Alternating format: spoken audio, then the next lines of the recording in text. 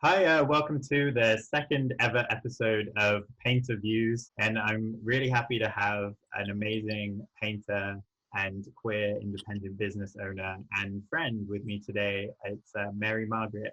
Hi, Mary-Margaret. Hi, Hey, how you good doing? to see you. Yeah, good to see you too. You have a beautiful setup there. Where are you right now?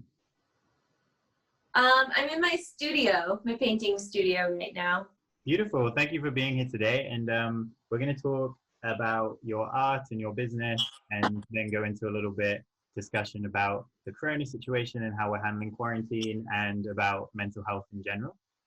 So firstly, I'd love to talk to you about your art. I know that we met live painting at a queer festival together and you do these beautiful renderings of like, classical female nudes.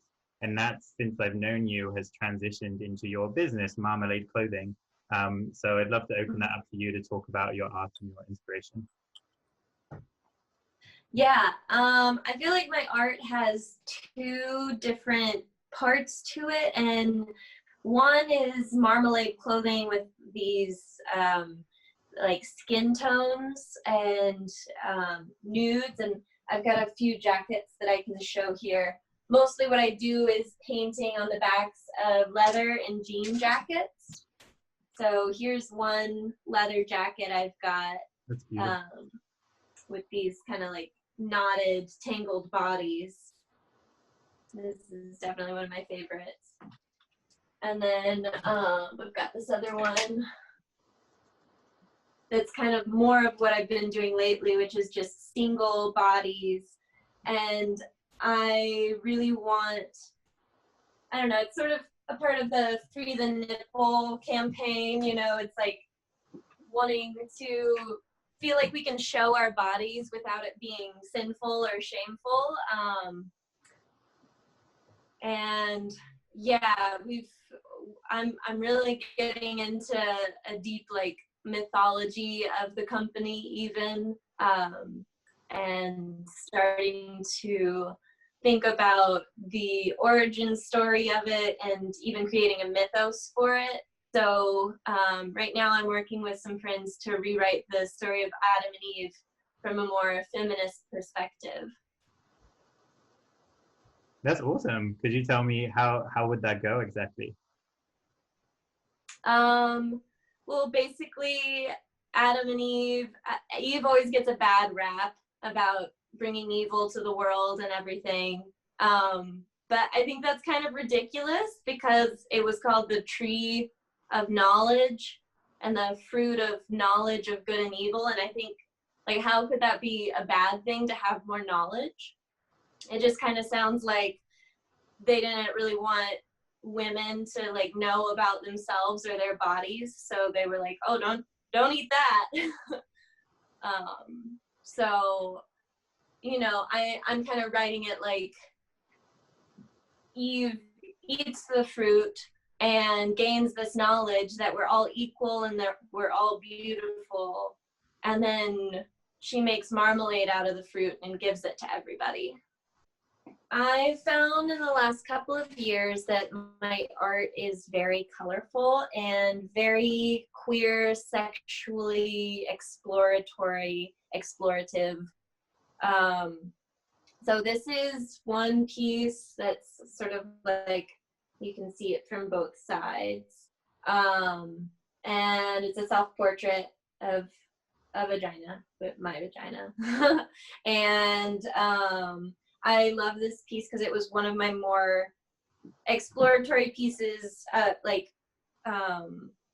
in terms of materials as well, because it's on plexiglass with wax and resin.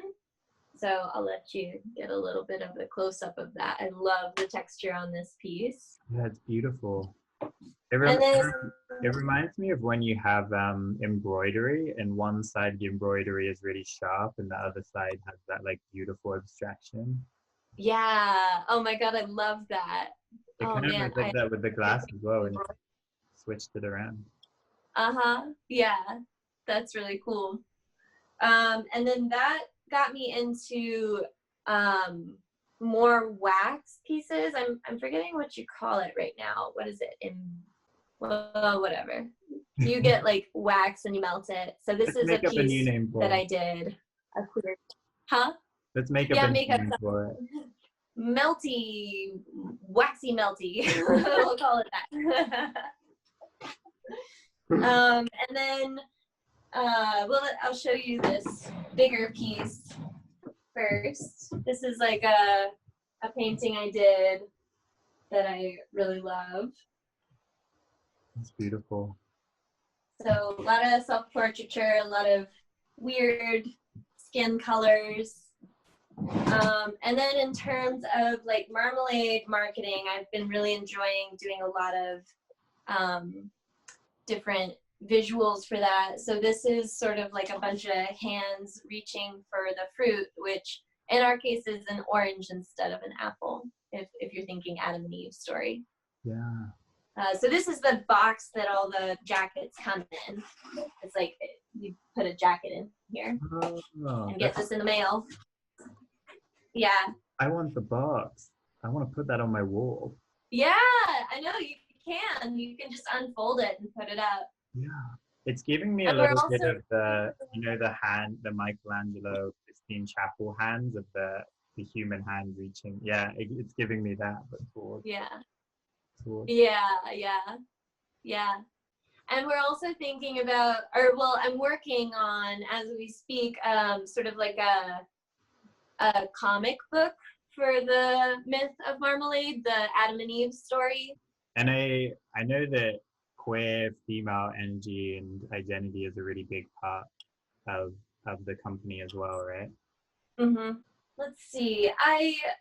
I think, you know, just being a queer female and being raised in the South, I didn't really know I was queer until I came over to California. It wasn't even an option in my life or in my head at the time. And I knew I felt really restricted in ways. And when I came to California and I found feminism, like I'd always known the word feminism, but I came here and I read articles and I was like, oh, the wage gap and all that, and like thinking about body hair and like how there's such a double standard for a lot of women. That's really where I like it came into a lot of my art because like I felt so restricted, and I wanted to explore this in a way that other people could relate to and think about with me, because I think that's a big power of art, is like these feelings that we're having as a community moving forward, we can communicate them through art. And so I wanted to explore my sexuality visually with art, and also explore like these feelings of feeling like I've been lied to by like the patriarchy and all these systems that are already in place. And I know that I saw recently you did a big shoot where you had, I think it was 20 or so people all working together. And I remember thinking like, it's amazing, this community that you're creating and the way that your art and your business is bringing all these people together. And like you were just talking about art as a way of connecting people. So have you been finding that it's been connecting you more to others? Yeah, absolutely. I am absolutely astounded with the community that has been supporting it. I've had like, I guess 2 big photo shoots thus far, and every time it's more like a big party and everybody meets new amazing people in our community, and like it's like it has a life of its own. I'm really excited about that part of it, because that's a big focus for me, is building the community and supporting our, you know, our feminist revolution, our queer revolution, our, you know, helping people learn more about queerness and the gender spectrum and the sexuality spectrum, and like bringing us all together to a space where we can really feel like we have our own utopia, to feel safe. Our own Garden of Eden. Yeah, exactly. Yeah, Exactly. I love Yeah. that. Yeah, I like to call it Eve's garden. Like Eve is claiming it. Yeah. Oh my, I love this so much. Yeah. Yeah, that really resonates with me because I've been thinking more for myself, and that's part of the inspiration for this series is art as a vehicle for connection and communication with others. And it's really about how that can bring people together. So that's really inspiring to me how you're making that happen.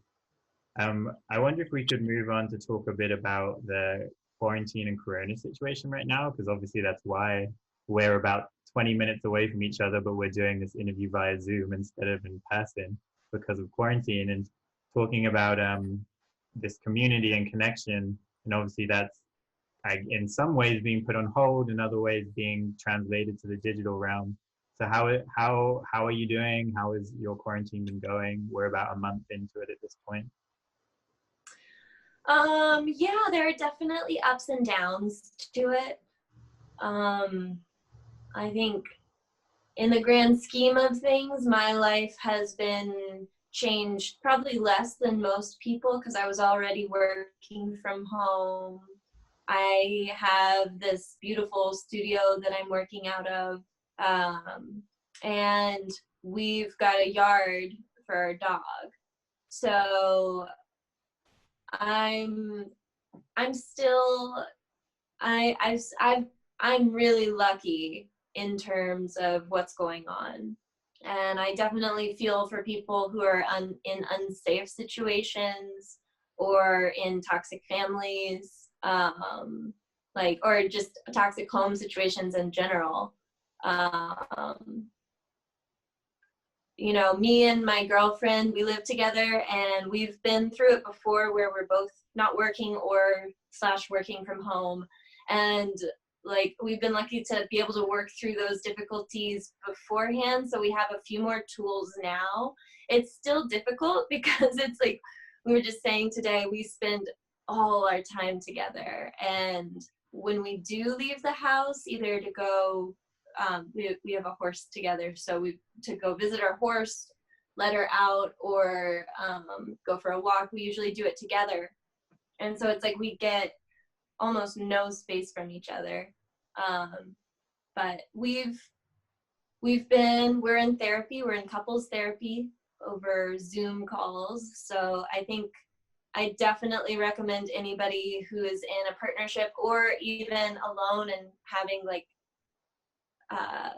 you know, difficulty with mental health to reach out to therapists. And I just saw that you had a voucher for some free therapy.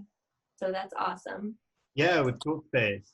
That's what I've Yeah. been using because I've been using online therapy since like the year before quarantine started, and now it seems to be the moment for online therapy to come through Yeah. even more. Totally. Yeah. So I'm really glad that therapy is accessible to people. I think it's super, super important. And I think there's some therapies can be really expensive. So I think there's some out there that are a little more accessible price wise too. Like I think BetterHelp is what you use. And then there's something like Family Burbank Agency that you can call, and that's like pretty cheap, relatively. So Yeah, and I know a friend of mine, therapist in LA, is doing special discounts right now where it's only like $50 per session. So I know that I feel like everyone is adapting and trying to do what we can to help others while still surviving ourselves. And I think that includes therapists as well. So even yeah, usual services can have more opportunity. yeah, Yeah, I think about with them because for me, I'm single, So a large part of the difficulty with quarantine is isolation. But then you were just talking about being in a partnership, you have the other side where it's like isolation is difficult, but then also spending all of your time with the same person and the intensity of that situation is also really difficult. So we're very different problems that we might want to like switch for a while. You want me to take Kimber for a little while? She can come over here. Oh my god, yeah. I could have girlfriend again. I had one when I was like 15. I could go back. That's hilarious. Yeah, I'm sure she'd appreciate that too. Getting a little break from me. Little holiday. Yeah. I mean, that's the thing. It's like it's still isolation, but like isolation with a person. So it's like I used to be able to like go talk to friends about what's going on, and I can still FaceTime them, but it's hard to. Yeah, it's just like if there is a fight, it's like it's hard to get room from that or get other people's perspectives like I normally would. Yeah, you'll like be on Zoom talking to a friend about it, and Kimber's right next to you listening in. Yeah. Yeah, exactly. Like, so what I know you just talked a bit about therapy and how it's been really helpful. What are there any other good coping mechanisms during quarantine? I guess specifically for being with a partner in quarantine, but also for anyone. well, just communicating at the start of the day, like whether you need space or whether you want to have together time. Yeah, I like to call it like meta communication. Like if there is a discussion going on, communicating what state you're in before you get into a discussion so that like they're aware of like if you're feeling like flustered or if you're feeling paranoid or if you're feeling claustrophobic. Like that's really important information for the other person to have when you're talking about something. Letting them know and like being able to set boundaries, which is really it's been a learned skill but difficult for me, like knowing when can I talk about something and when am I too activated. What else? Yeah, kind of like talking about what kind of connection you want that day, whether it's like I really feel like I need to talk about this thing at some point if you have time, or if it's like I kind of want to put our problems aside for tonight so we can just have a fun night. And then like sometimes the other person might be like, I want that too, but this thing is eating at me too much and I don't think I want to spend time until we talk about it. So I think just kind of giving a little more empathy than you normal, like, you know, just being gentler on yourself and on other people. Because I find when I'm like stressed out about something and feel like I really have to get something done, I often let that like seep into my being and I'm more harsh towards other people too. And so like first of all checking, am I giving a little more extra cushion or empathy to Kimber?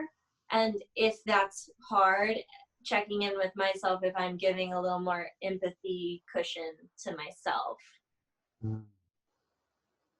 It sounds like even though it's very difficult, that the kind of lessons and skills learned during this time could be really helpful moving forward.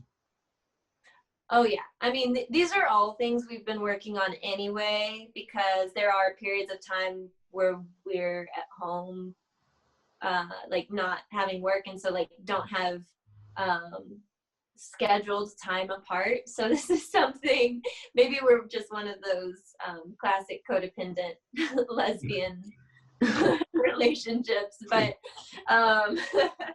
this is something we've been working on for the last 3 years and will continue to work on forever.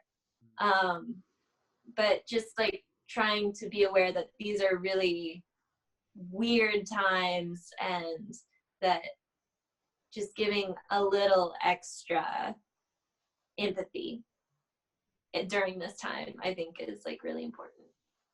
Yeah, definitely.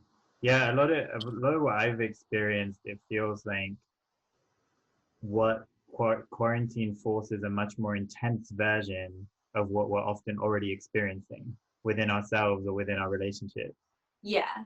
So like, I, yeah, and it sounds like that's kind of similar with the relationship too. It's like, but yeah, like you said, being gentle and understanding enough to know that this is a really intense time.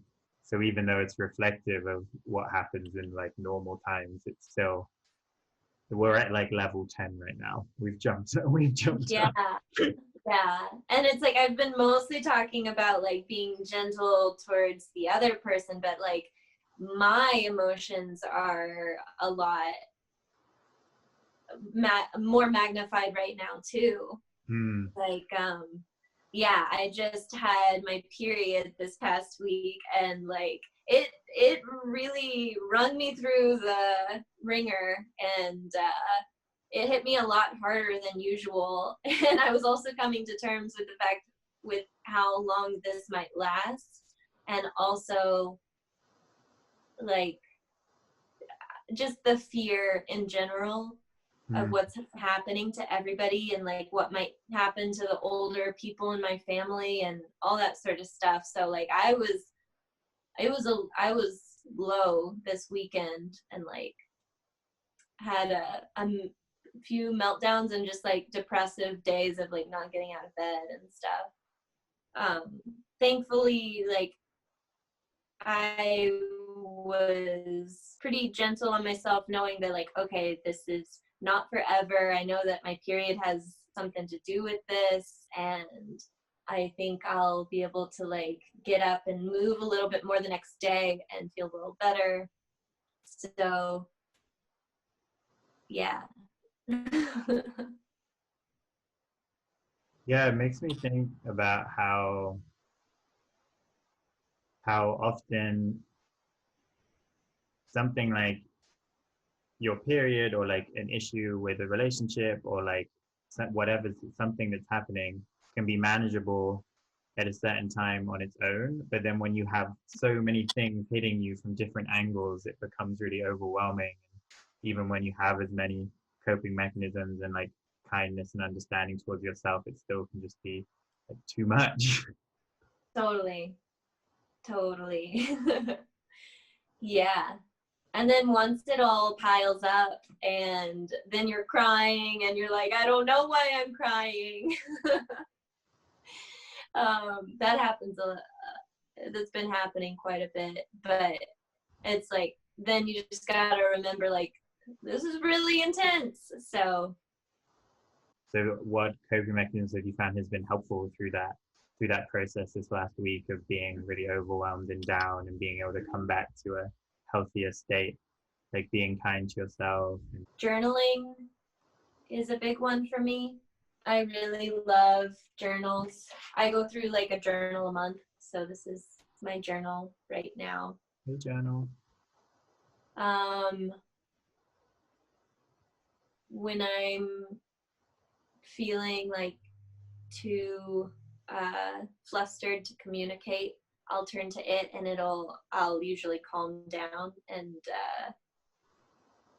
at least be able to breathe, and sometimes be able to make realizations about what I'm feeling. Hmm.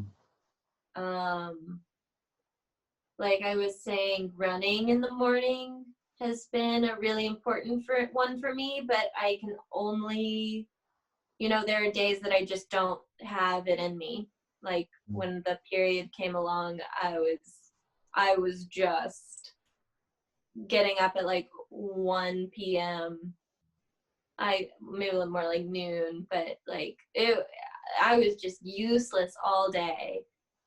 The most helpful things has been checking in with myself to see if I'm being gentle on myself.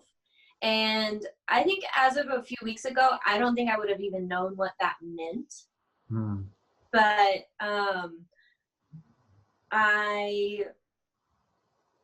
because I'm like, gentle, like what do you mean? Like, what do you mean be gentle on yourself?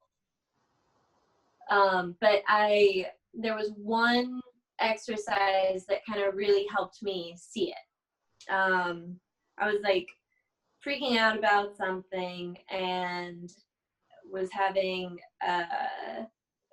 just like really being like mean to myself, and I couldn't even tell that I was doing it. And my girlfriend asked me to pull up like a picture of myself as a kid, and so I found one, and actually I'll show it to you. And she was like, does she deserve to be told that she's being bad because she's late, or because she's not paying attention, or like whatever it was that I was being mean to myself about? And I was like, no. I mean, even then I was like, oh, but she's this and she's that, and she's like can't stay focused. But then she was like, here, talk to my photo of Kimber as a kid. And I was like, oh my God, of course I wouldn't say she's horrible because she can't pay attention, or she's like defective or whatever, which is the stuff that I was saying about myself. And so like that really hit home with like trying to understand where is this coming from that I'm being so mean to myself about these things, and just recognizing it. And so I think it's still hard for me to catch it sometimes, but I just have to say the words like, are you being mean to yourself? Are you being gentle? And really trying to be honest about it. Yeah, that resonates with me a lot. Definitely about how it's so easy for us to not even realize how harsh we're being to ourselves compared to how we would treat someone else or a friend. And makes me, I've used that exercise too about imagining myself when I was younger and how I would want that child to be treated, or like people say, like be your own friend, in terms of imagine you were, if you were your own friend, what would you say to that friend right now? And it's always so much more supportive and more forgiving and gentler, like you said, than we are to ourselves. Yeah, I think becoming aware of those thoughts instead of them being subconscious under the surface is kind of one of the first steps to be able to combat them. Totally. Yeah. And just like, yeah, like when I was a kid, I always thought I was an ugly kid. And like, I think that thought is still somewhere in my psyche. But I'm like, you know, if I saw me as a kid now, like I wouldn't think they're an ugly kid. I'm just like, you're a kid. You're a cute little like kid. So it's just like I think you're always your biggest critic. Yeah. And it's so hard to even catch it. Yeah. Definitely. I found that it just took time, and this is where I think about analogies of mental health to physical health. Of like, good mental health is like going to the gym every day, and one of the mental health gym machines is the exercises that you do to catch those kinds of thoughts. And maybe you're not going to catch all of them, maybe like 99% will still slip through, but once you start getting some of them, you'll get more and more, just like the weights on the machine start going up.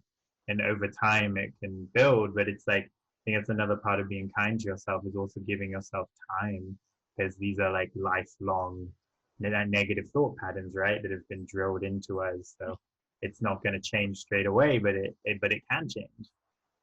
Totally. Yeah. And one of, I don't do this coping mechanism now, but it was something that got me from a place of deep depression to a place of like feeling gentler on myself. And it's actually one that you told me about, which is just like saying kind things in the mirror. Yeah. And it's so simple. You hear it a million times, but to actually take the time, to be encouraged to take the time, have a friend say, you should actually do this.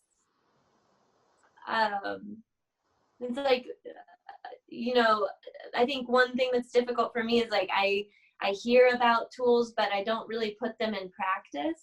And so like actually doing it, just taking 1 minute, or like, you know, if you can't make it to the mirror, if you're just like that depressed, like look in the phone, like the selfie phone, you know, and just something, doing something.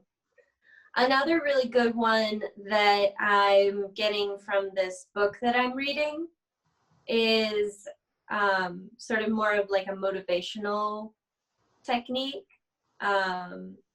because I struggle with motivation.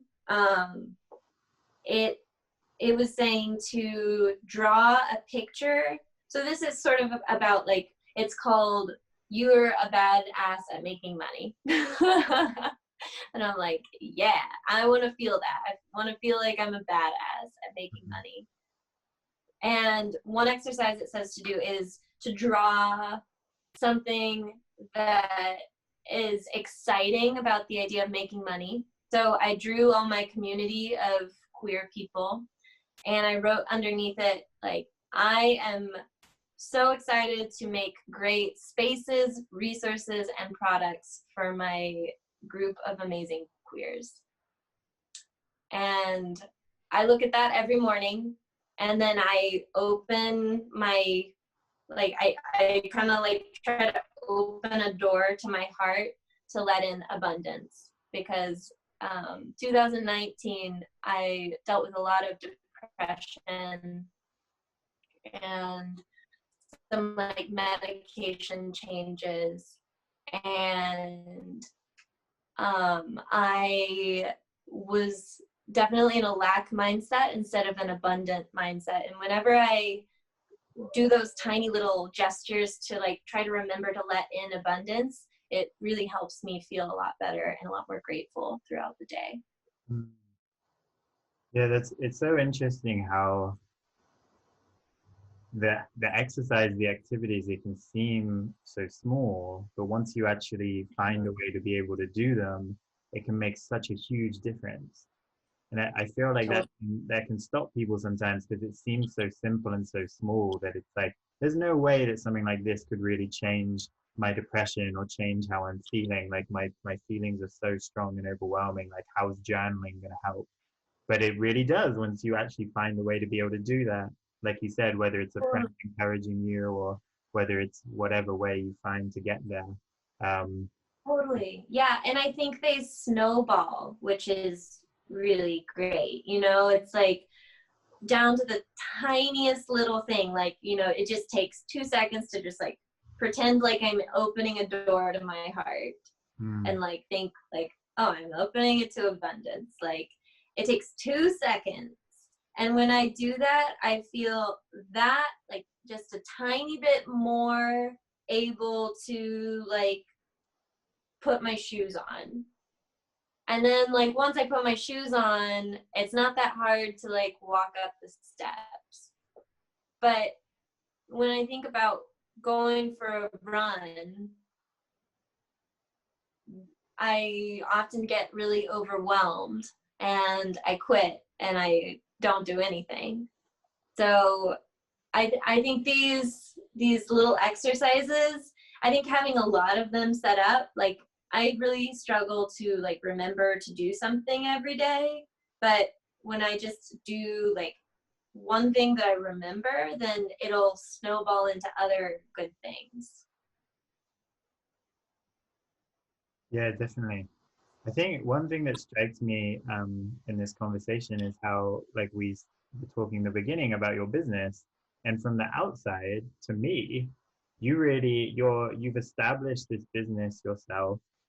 You're doing really amazing, interesting things with it, and being this entrepreneur that takes what seemingly takes a lot of self-belief and confidence, and I think that's how a lot of people would view it from the outside. So I think it's really inspiring to hear that you have these challenges, and you're still able to do what you're doing. Yeah. I think even when things are going well, things are still difficult. I think I don't know about everybody else, but for me, I only get like small glimpses of this like feeling on top of it, or feeling like I'm doing well. And it has a lot more to do with being kind and gentle to myself than like what's actually going on in my life Yeah. around me. Like things could be lined up really well for the next like few months, and I could still feel really down and hard on myself if I'm not like really trying to make an effort to be gentle. Yeah. Yeah, Yeah. I think it's a big reminder that so much, that we all focus so much on the external world all the time, like what we're doing, what's happening around us, whereas um, so much of our experience is really dictated by how we're perceiving it. Um, Yeah. like I had a message the other day from someone on Instagram saying, I think I had referenced depression, and they had asked me about it, saying like, oh, well, do you actually feel that way? Because um, you really seem to be doing all these things, and you have friends around you all the time, and you're being a painter, like you're living your life. Like it makes me feel really good in a strange way that you're feeling similarly to how I feel, even though your life is seemingly going so well. I had that message from someone, and it really resonated with me because, like, I feel like we all have that for someone else. We're all on Instagram seeing people living their wonderful lives, assuming that everybody else is so much happier and healthier than we are. But so many of us are going through these same feelings and challenges, even if it seems like we're a badass business person, got everything like completely summed up. It's like, no, I have challenges too. Totally. Yeah. Yeah, absolutely. Whenever somebody that I look up to opens up about struggles that they have with mental health or just like insecurities, I always feel this sense of like, oh, thank God it's not just me. There's not something wrong with me. Yeah, yeah, I feel that definitely. And Yeah. so I wanna say thank you for being so open and honest in this conversation, for being here today to talk about your work and yourself, because I really think it, to the people that are listening, it's going to do that for them. So thank you so much. I really enjoyed our conversation, and your painting is about, I'd say, a quarter to a halfway done. Yeah, it looks really good. She's getting there, you know. She's got the eyes and the nose and other such things. But yeah, well, uh, I'll keep going with it. Okay, great. Yeah, send me updates. I will do. Yeah, more adequate. But Yeah, thank you so much for having me. This was such a great, inspiring conversation and really great to talk to you as always. thank you, you too. Virtual quarantine hugs. Yeah. When you're missing touch from people, it's like you can, I guess, like we just did, it's like hug yourself, but imagine you're Yeah. it makes me think about like self-soothing. And I've been thinking a lot about self-soothing for myself recently. Because I think I used to feel like if I self-soothed, then that would mean that I was disconnected from people and isolated, and it was a bad thing. Like I'd be putting boundaries between myself and other people. So like it was Right. connecting me to people to be so vulnerable and to like be dependent on them and lean on them. And it's like only recently through like certain Yeah. conversations I've had that I'm like, actually, like, you can still be connected with people but be self-sufficient. I think I often, when I feel upset, I turn to other people to like give me affirmations, but I need to learn to do that for myself. Yeah, it's quite a. I've only had like certain glimpses of it so far, but it feels really powerful when I am able to, because it's like, yeah, it's that feeling of being completely like, even when I'm having like a breakdown, I can get through this, and I don't, even if there's no one around me, or say like my usual support system isn't available, like I can still get through it myself. It's like a really, really powerful, like confident feeling. I'm working on it. Yay. Yeah, we're all just working on it. Oh, just working on it. Yeah, definitely. Do it our best, chugging along. Okay. So where can people find you and find out more about Marmalade and your art? Instagram's a really good platform. I'm mary.margaret.art. And then my company is Marmalade Clothing. And we've got some really exciting like giveaways coming up. So follow us and stay tuned for that.